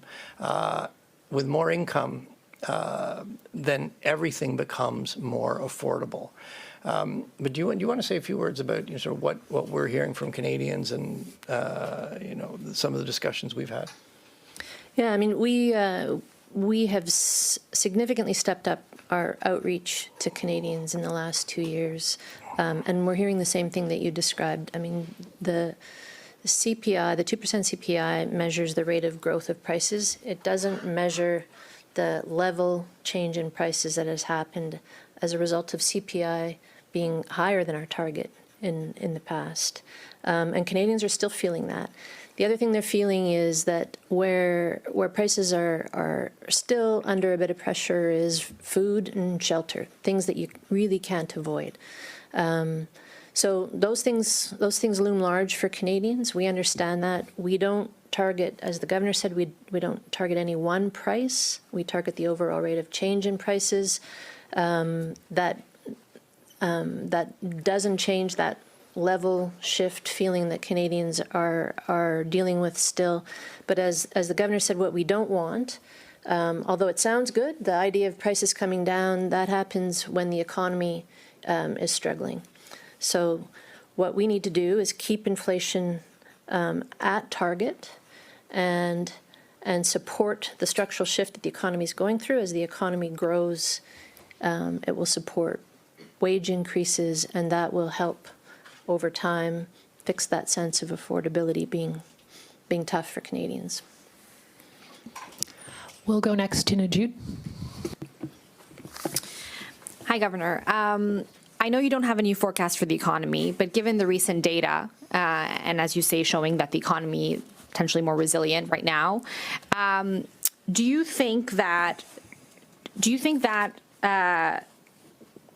there's less slack in the economy than you forecasted in the October NPR?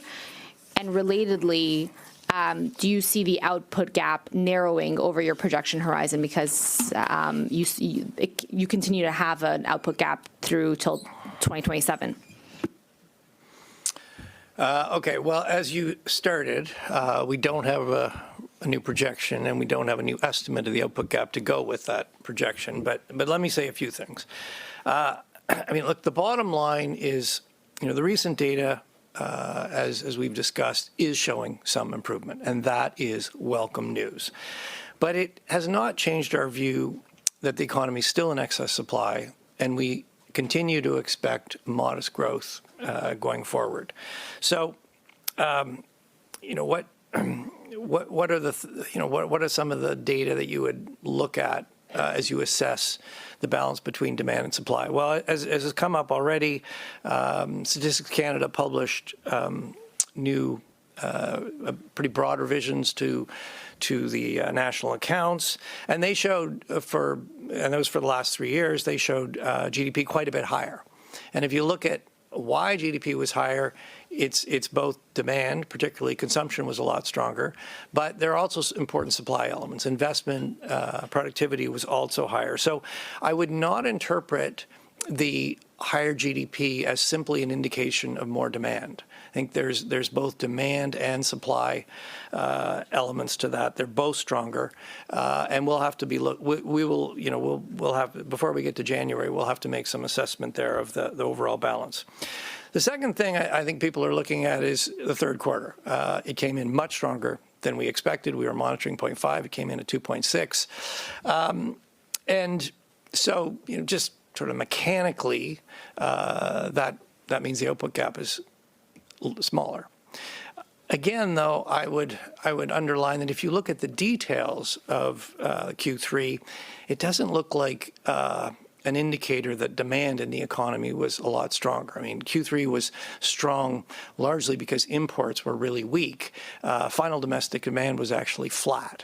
And looking ahead to the fourth quarter, we actually think final domestic demand will pick up a bit, but we expect to see a further swing in trade. So we're expecting Q4 to be weak. So you put it all together, look, I think you put it all together, the resilience we're seeing in the Canadian economy is welcome news, but it hasn't really changed our view.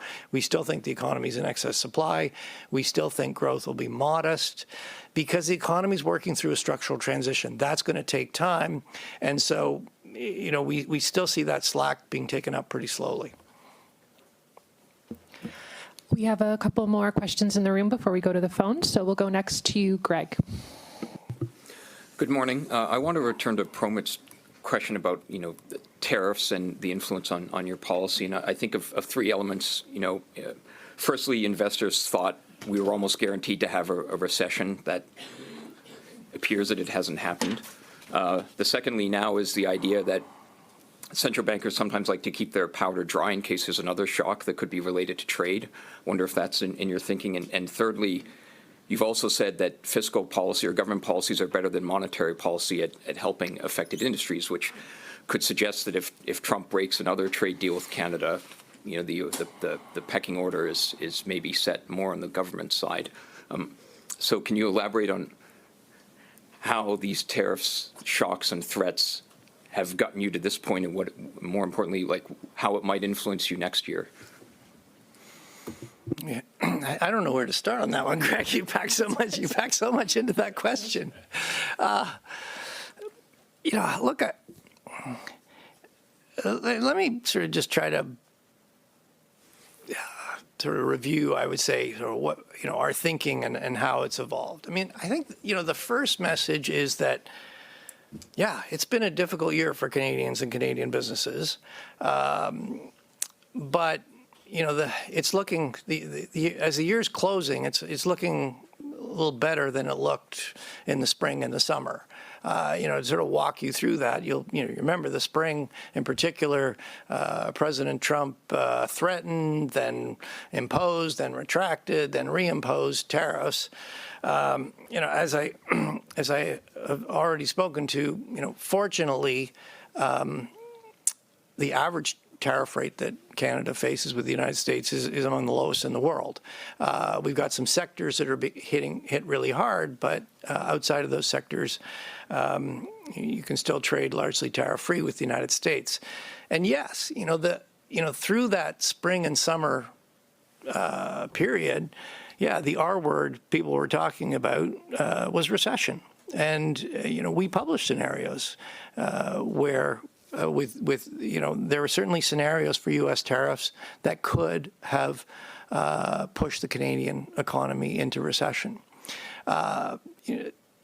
Since then, I would say, now at the end of the year, as we get to the end of the year, the R word people are talking about is resilience. We've seen some improvement in the data. The last three employment reports posted solid gains. Q3, the economy expanded. So, we're certainly, I think, ending the year in a better place than it looked in the middle of the year. But, we've still, there's still a significant adjustment to work through. So, yeah, I would say, that's how we're seeing it. You're right. A number of things play into this. We're going to be assessing the impact of the budget in February, but that's really I think that's sort of the best way I can lay out how things have evolved over the last year. We'll go now to Mackenzie. Hi there. Both of you have previously said that when the TMX pipeline expansion came on, that you estimated that it would give about a 0.25% increase to the Canadian economy. In your estimation, if there's a new oil pipeline built to export oil to Asia, would there be a similar increase to the economy? And Governor, you just mentioned in your response to Annie that you think it would be wise to diversify the Canadian economy. So do you think building a new oil pipeline to diversify oil sales to Asian markets would be a wise decision?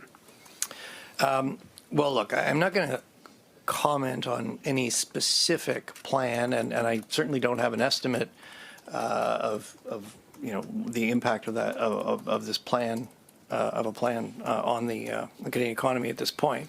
But yes, we do need to diversify our trade, and I think the TMX pipeline expansion has been an important example. It has allowed us to increase our exports to non-U.S. And, if you look at, I don't have the exact numbers in front of me, but, it's gone from something like, 98% of the U.S. to 95% of the U.S. So it's not a huge shift in our total exports. But, on the margin, it's helping us get more oil to other countries, and it's also helping us get more value out of every barrel we estimate, because the spread between the Western Canada Select and WTI has been narrowed by TMX. So yes, it is a good example of how these things can really make a difference. We do need to diversify our trade, and part of that is better east-west transportation, better port capacity to get our products to the rest of the world. And yes, part of that is pipeline capacity. All right, we have a few reporters on the line with us. I just want to remind those on the call to mute your line if you're not asking a question so that everyone can hear the responses. We'll go first to Mace News, followed by Yahoo Finance, and then Mortgage Logic News. So go ahead, Max. Thank you, Rebecca. This is mainly for the governor. Not just Canada, but other major economies are also going through a structural transition, and some central banks are now discussing raising policy interest rates for different reasons. For example, the Reserve Bank of Australia possibly in February, as the inflation rate is above the target range, and the Bank of Japan probably next week as part of the normalization process, citing reduced uncertainty over the U.S. tariffs and negative rates still. And so compared to those economies, is Canada's exposure to the U.S. trade policy still much more serious? And you mentioned the average 6% tariff rate for Canada. And are we still many months away from the need to even look at the possibility of adjusting the rates slightly higher? Well, I don't really have much to add on rates. I think I've been pretty clear. We think, based on how we see things now, we think policy rate is in the right place. There's a lot of uncertainty. That could change going forward, and we'll be updating you. On the impact of tariffs, yes, I would say one thing. In Canada, so most countries trade with the United States, Japan, European Union, they trade with the United States. What's different about Canada is that in Canada and the United States, we build things together. We have not had, we've had free trade, open trade with the United States since 1989. It's 36 years ago. We've had open trade in the auto industry from going back to 1965. And the consequence of U.S. tariffs is it's disrupting that whole business model. So yes, it is having a big impact on our economy, even though the average tariff rate is quite low. And it, as I've underlined, it's not just a cyclical adjustment; it's a structural adjustment, and that's going to take some time. Go ahead, John. Hi there. Thanks for taking our questions. Back in October 2024, you said Canadians could breathe a sigh of relief as inflation came down. And so we're a year and a half into a cutting cycle, or at the end of one, but many Canadians are still worried about the economy, about their jobs, about their ability to buy a house or sell their house.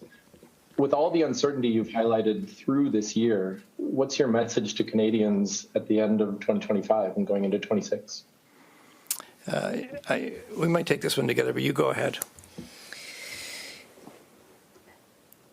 It's a tough message. As we said earlier in response to a question, we know when we talk about inflation being back to 2% and how that's a good thing and that should help relieve some pressure for Canadians, that doesn't tell the whole story for them. They're still dealing with higher prices than a year ago or 2 years ago.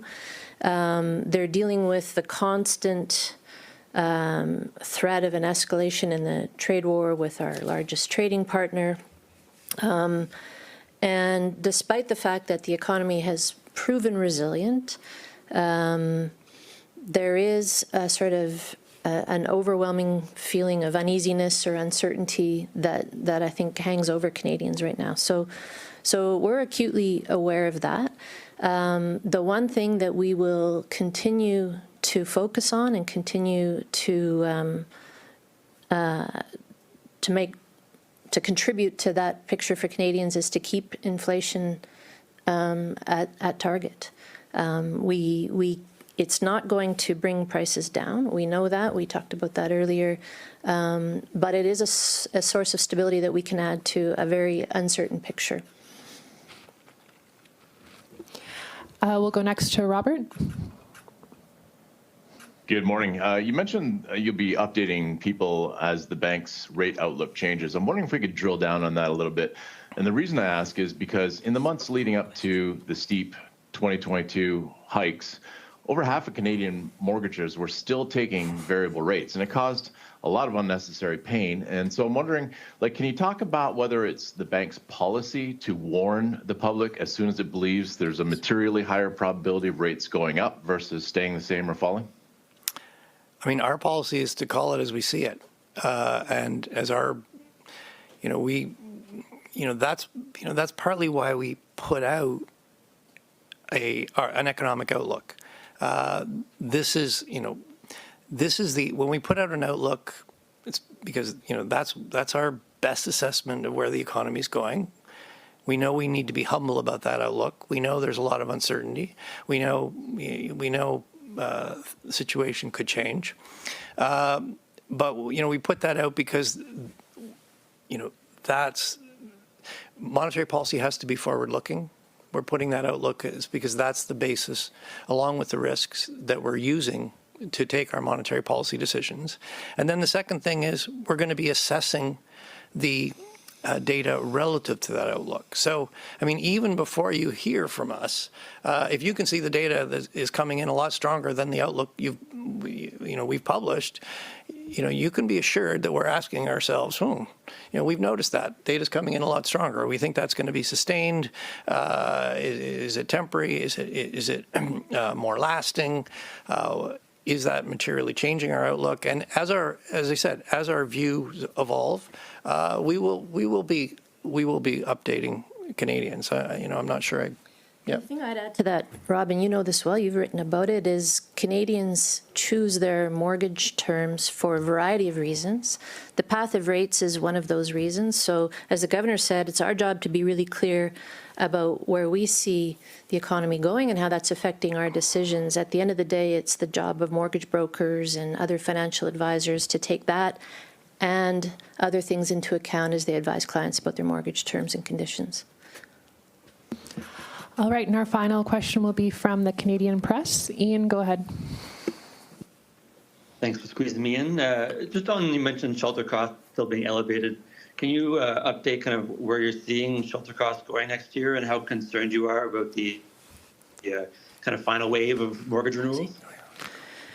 Yeah, I mean, it's tough to talk about Canada's housing market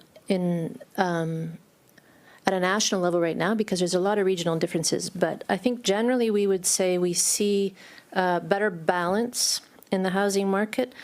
Sales to new listings looks pretty balanced. Prices have come off their highs at a national level. They've come off their highs and look to be stabilizing. Overall activity looks to be better balanced right now. But again, that national picture masks some more imbalanced markets in sort of some regions and some housing types. So I think in general, we don't expect another surge in house prices. We do expect maybe a continued correction in some of the higher price markets. Overall, both interest rates and supply conditions are helping to improve affordability on the margin, but we've got a ways to go. We've got a structural housing supply issue in Canada, and really until we address that, I think there'll still be pressure on affordability, particularly for first-time home buyers. That concludes today's press conference. Thank you, Governor, Senior Deputy Governor, and all of you for joining us. Merci et bonne journée. Thank you all. Happy holidays. It's been quite a year. Enjoy the holidays. That wraps up the news conference by the Bank of Canada Governor Tiff Macklem and the Senior Deputy Governor Carolyn Rogers. The Governor reiterating that the economy going into Trump's tariff war was stronger than they had thought. And so that has meant the impact less dire. And also emphasizing a point that's been made by the Prime Minister, Mr. Carney, that the tariffs imposed on Canada, of course, steel, aluminum and lumber have been hit. But broadly, we're facing the lowest tariffs or among the lowest tariffs of America's trading partners, among the lowest in the world. And he said that there hasn't really been a big spillover from the tariffs into the rest of the economy. But of course, that's debatable because we've had this moribund business investment for a year. But of course, that's been dragging on for a long time. Economy still in excess supply. That's the sign of a weak economy, and growth modest or moderate. And Carolyn Rogers, the senior deputy governor, interestingly did refer to the malaise that many Canadians feel. They are sick of paying what they see as high prices and also worried about further tariff impacts. And she did warn, look, all we can do really is our job, get inflation back to target or close to target. But she warned prices aren't coming down. Thank you very much indeed for watching our Bank of Canada coverage. That wraps up this edition of The Open. Morning Markets up next.